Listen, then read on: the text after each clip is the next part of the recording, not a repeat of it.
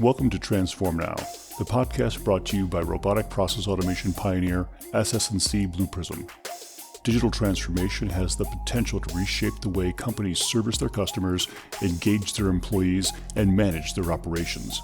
Whether you're looking to develop strategies, tactics, or best practices to positively impact the future of work, or you're curious to see how other companies have successfully navigated their digital transformation programs, then this podcast is for you. We're here to help you transform now. Hello, everyone. I'm Brad Hairston with SS&C Blue Prism. Welcome to the Transform Now podcast. Today, I'm excited to have as my guest, John Rogers, VP of Global Strategic Accounts at Faethm AI, which is part of Pearson Education, and they are also a Blue Prism Technology Alliance partner. John and I will be talking about how his company is helping organizations pursue responsible automation. Welcome, John. Why don't you start us off with an introduction? Hi, Brad. Thank you. It's great to be here. So my name is John Rogers. I'm the Vice President and Global Head for our Strategic Accounts and Partnerships within Pearson Education Limited. I'm headquartered in London, but I've had the pleasure of working in 3 different regions within my career. So started in my career like a lot of people in Silicon Valley in the 90s, starting with Oracle. I was there for about 13 years. As part of that, I ended up moving to Madrid for a bit. Then after the PeopleSoft merger, I actually moved back to the United States and worked for a consulting firm, primarily around Salesforce.com. That took me then to Australia for a bit, where I was the head of commercial sales for Australia and New Zealand for SAP before I started working for Faethm AI. You are quite the world traveler. I would say you're on the polar opposite end from me. I've been north of Texas once or twice, I think, but no, not really. Well, John, it's great to have you on. I'm a huge fan of Faethm and what you guys bring to the market. And Faethom's been on the podcast before. It's been a while. So can you provide an overview of the company for those not familiar with it? Yeah, of course. So Faethm started in 2017, and it was about 18 months worth of model development and so forth. We launched late 2018 and were acquired by Pearson Education in 2021. So we're now part of that Pearson's Workforce Skills division. But to give you a little context of Faethom's mission, we are a predictive analytics tool that enables the forecasting of technology impact against tasks, against roles, against companies, against industries, or even entire economies, if you want that, over a time period, typically anywhere between 1 and 15 years. And what this does is it allows people to scenario plan. So if we did X, how would that impact those different elements that I just mentioned? And this allows organizations or governments to future-proof their workforce. So you're an AI company at heart, but would it be accurate to say workforce planning is how you're helping your customers? That may be a little bit too simplified. Yeah, I think it is. Workforce planning. If you think about labor supply and demand, and that could be at a company level. So just understanding what employees I need where and when and how I'm going to obtain them and the skills that they have. Or when we work with governments, it's more at an economic level. So looking at different industries and looking at how roles either rise or descend, or industries themselves rise or descend within a particular economy, and how you can plan for that underneath multiple scenarios over a period of time. You mentioned governments. I know you work in both the public sector and in the private sector. What's the mix of your customer base between the two? I'd say from actual numbers, so quantity perspective, it's more like 80% of our work is directly with enterprise. Okay. Probably 20% is with governments around the world, although that's starting to pick up quite a bit, frankly. Mm-hmm. There's a lot of transformation going on in countries around the world that has brought us to their attention to help them with some of the predictive elements there. If you're talking about revenue, it's probably flip that around. Okay. And how would you describe your typical customer? I mean, what type of role are they generally in, and what prompts them to engage Faethm? We do work with enterprise and we work with governments, but really the suite of products within Pearson, and Fathom's included in that, is relevant to all different sizes. But I would say typically we're involved with larger multinational organizations. The user profile is usually the HR or analytics function and their Hmm. teams. So Okay. these are leaders who want to understand what skills they have in the organization now and what their needs are going to be for the future. And so we take them on a skills journey to ensure that Mhm. the workforce is ready for the future. It is important, I think, particularly for whom I'm talking to here, to highlight something about skills and tasks. There's a lot of discussion currently. If you were just at HR tech or anything here recently, it's skills and skills-based economy. It seems to be the new flavor. We Hmm. had strategic workforce planning, and before that, 360 review of the customer. I mean, you see these waves come and go. Right now, it's around skills-based economies and so forth. But I think it's important when you're talking about automation to focus on tasks as well. What enterprises are looking for is the completion of a task, not the acquisition of a skill. It's task that drive the economy and the completion of those tasks. Skills are how we accomplish those tasks. So it's important when you're evaluating impacts to go down to that task level. And I just wanted to call that out here. Yep. That makes a lot of sense. I will say we're increasingly engaging with IT leadership. We always have, but almost to a very similar split to enterprise and government that I mentioned before. It used to be about 20% on the IT Hmm. side or the digital transformation side and about 80% on the HR side. We're starting to see that switch to about a 50-50 balance. So increasingly more Mm. from an IT leadership perspective. And they are interested in task in Mhm. understanding or evaluating or focusing technology impacts into alignment with their strategic goals. So let me give you an example. The healthcare system, right here in England, if their remit, which was within the last couple of years, the remit was you need to increase by 13% capacity. And so the knee jerk reaction there is to hire 30,000 more people. That's how Mhm. you meet that capacity increase need you Yeah. have. Now, what we advised was you don't need 13%. You don't need to hire 30,000 people.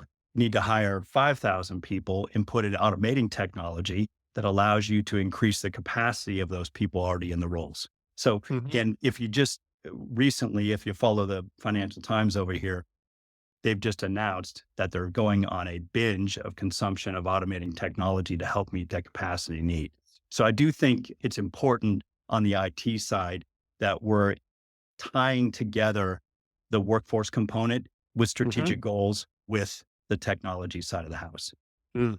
That is fascinating that IT has entered the discussion and they found this very relevant to what they do.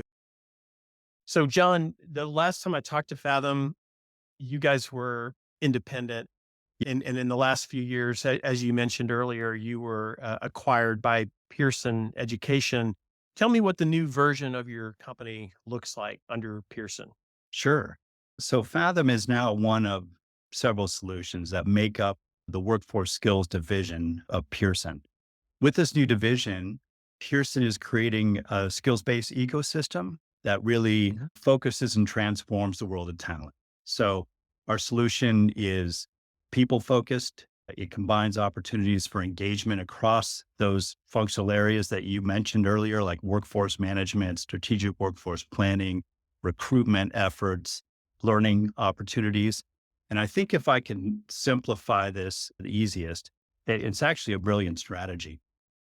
Pearson, at its core, is a learning company, and it arguably the most well respected and trusted. I mean, everybody has a textbook or has taken a course or at some point produced by Pearson. And what they've gone and done is they've acquired two upper right quadrant companies to bookend that learning component. So Fathom is now the diagnose pillar, I guess, for lack of a better word. In the middle, you have Pearson, which is the learning company trusted to do that. And then they bought a third company, which is called Credly, which is a digital credentialing. Think of a digital wallet that contains every individual's skills.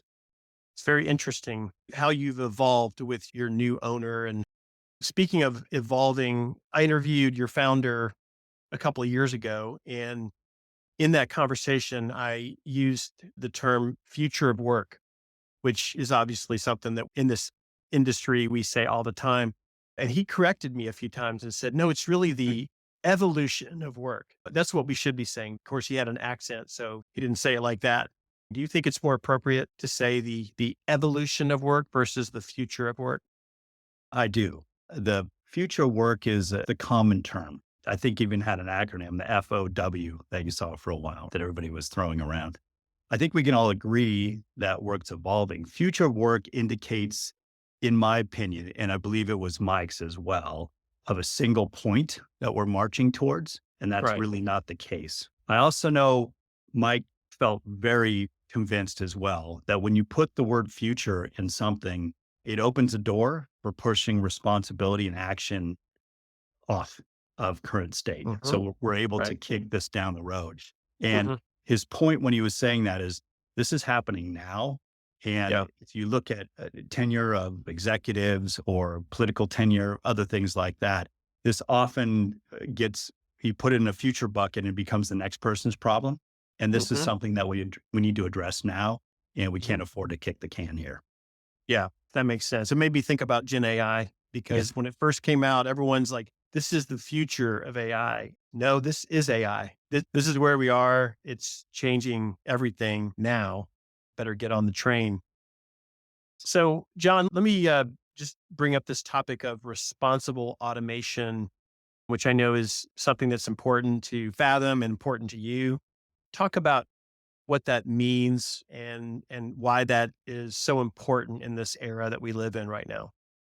Yeah. So let's define it first. This is basically leading a technology adoption strategy that considers in plans for the future employability of your workforce, either Mm, internally or externally. So this yep. is understanding which technologies over a period of time that the organization would like to consume, understanding how the consumption of that technology impacts particular roles or people employing from a skills perspective, or if automating that role out, and then coming up with a plan that allows the reskilling and upskilling for individuals. Upskilling if they're going to be using the technology, or reskilling if that technology is actually replacing that individual. So that's the responsible automation. Mhm. It's really, again, going back to the concept we talked about of tying together a digital transformation from a technology perspective with the human capital transformation. What comes to mind is some of the analysis that we performed on the consumption of particular automating technology and how it would completely remove the last 10 years of DE&I gains made within an organization. So we had one CTO who was putting a particular technology in, and that was going to impact significantly a particular gender. Now, that's something obviously that typically a CTO wouldn't be concerned about. You know, if you think about their remit, they're looking at how do I get cost out, right, and efficiencies in. The CHRO, however, on the other side, has a board mandated DE&I program that they've been making traction against for multiple years. When we exposed what the impact of that particular technology would be, you saw jaws hit the table. It was Mm, like, oh my goodness, one person who doesn't have that remit is about to wipe out somebody else's board mandated remit. mm, So yep. I think this is what I mean by responsible automation. It's understanding and bringing the human capital with the digital transformation to the table together, Yep. and then Hmm. planning appropriately. Yeah. I mean, as technology disruption occurs, I know company leaders would much rather reskill an employee than lay off an employee. So I like how all that fits within this theme of automating, but doing it responsibly and thinking about this new world that everyone's going to live in and what's the role that people can play in that. How does Fathom help individuals identify and acquire the right skills that are required to thrive in this new world? So Pearson has several solutions, and what's going to happen over, let's say, a 3-year horizon. So sort of a short term, a midterm of 5 to 7 and 10 years. And we also have tools that allow us to focus learning and development on those skills that will make the most impact for both the individual and the Hmm. organization. So how do we do it? Faethm tracks nearly 40 technology categories from an availability and an adoption perspective over a 15-year horizon by country and by industry. And I'm trying to keep us out of deep data science here, but we tie this model with a occupation taxonomy and a very comprehensive skills and task ontology. This can inform an employer with regard to what skills are required when and where. And so the last time we talked, we were much more of a strategy tool in isolation as Faethm. Mhm.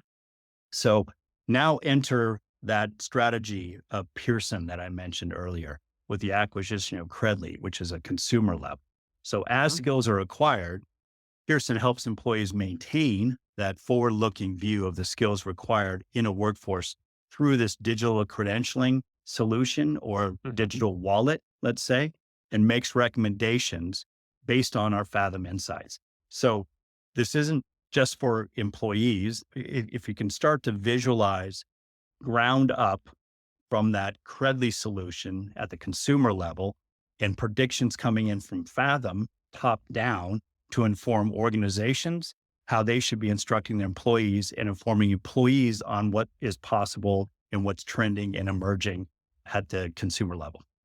That's beautiful how all that fits together, John. And I believe I'm correct in saying that you're not just helping your customers understand where jobs are going away and what jobs are going to need to be augmented, but also helping them learn where there's new jobs that need to be filled, jobs that they haven't even thought about. Yeah, I think there's a couple things on that point. It's based in data science. And so it's not a crystal ball. And I think sometimes we have to get into definitions here, the difference between, what a job is and what knowledge is as well. So I get often this question in, let's say, financial services. They'll say, what are the next 5 jobs? Is it a crypto analyst? Is it a sustainable portfolio manager? What I argue and what the data science is, that's knowledge. So the Mhm. skills around a portfolio manager are the same. You just need to educate yourself on what sustainable companies are out there. Mhm. A crypto analyst is no different from a skills perspective. It's from a knowledge perspective. So we look at the types of roles that will be added to your workforce, but it's more around what is supported from a technology perspective to consume Mhm. those technologies. So project managers, cyber analysts, programmers, those type of things. I Okay. can't predict something called a financial mermaid in 5 years. I can only say these are what's trending. And Mm. we're consuming documents around the world, tens of millions a month, which allows us to understand what types of skills are starting to emerge or starting to become in greater demand. And we can educate our customers and get them 6 months ahead of the curve, I'd say. But we can't invent or hypothesize what's going to come in the future. We want to leave it to what we're seeing. Yeah. If they're not familiar with prompt engineering, they better start finding some people to do that with Gen AI. That seems to be one of the hot new jobs that didn't exist 2 years ago or whatever. Yep. Well, all of this relates very closely to the global labor situation, the labor shortage, if you will.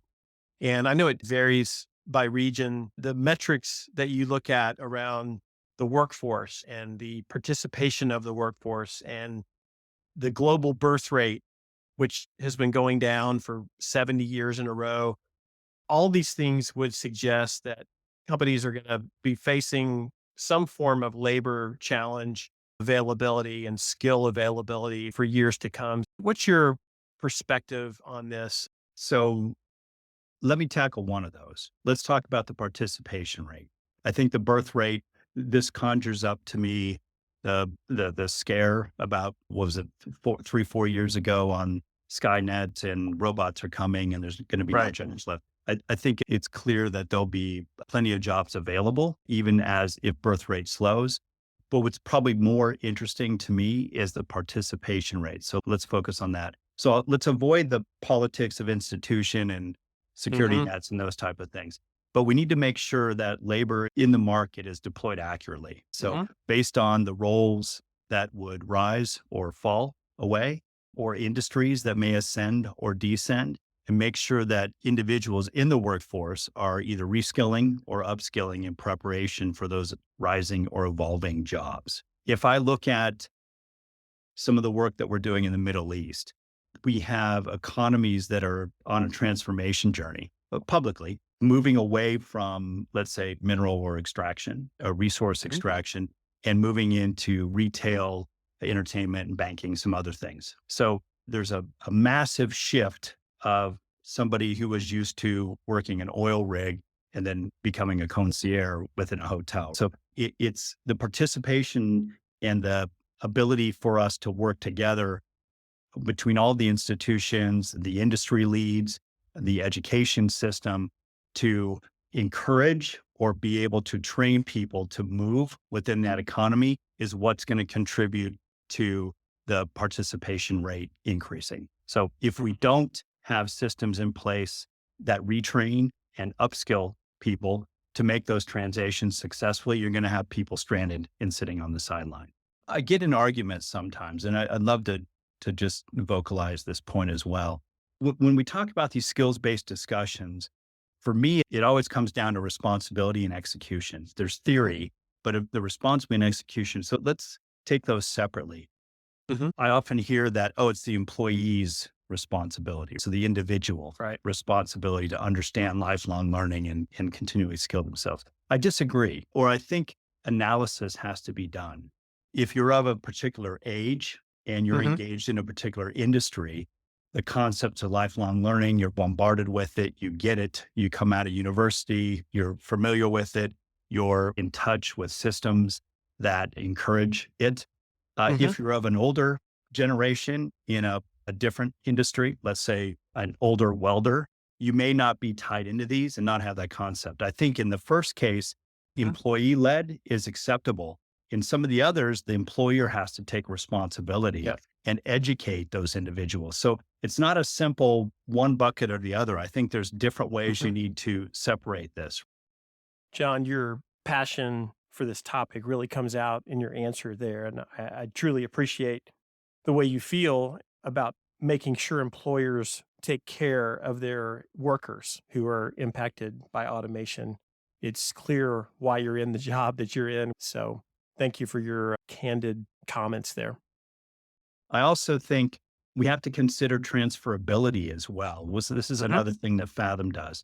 So we atomize what it is to do work into multiple variables. So it's not just skills. That's one component, right? You have to think of context. You have to think of styles. And I think with a lot of the technologies that are available in the marketplace, all we need is skills and match skills, and it's going to work, and it won't.